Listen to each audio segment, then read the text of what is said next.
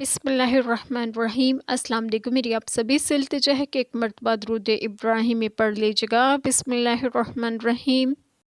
اللہم صلی علی محمد وعلی آل محمد کما صلیت علی ابراہیم وعلی آل ابراہیم انک حمید مجید۔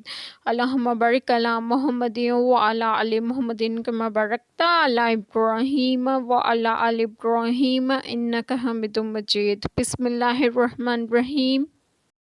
اور اس آگ سے بچو جو کافروں کے لیے تیار رکھی ہے، اور اللہ اور رسول صلی اللہ علیہ وسلم کے فرمان بردار رہو، اس امید پر کہ تم رحم کیے جاؤ۔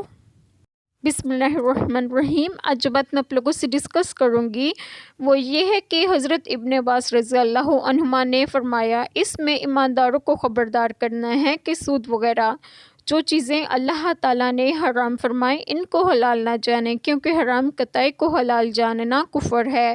اس آیت کریمہ میں ہے کہ رسول پاک صلی اللہ علیہ وسلم کی طاعت الہی ہے، اور رسول پاک صلی اللہ علیہ وسلم کی نافرمانی کرنے والا اللہ تعالیٰ کا فرمان بردار نہیں ہو سکتا۔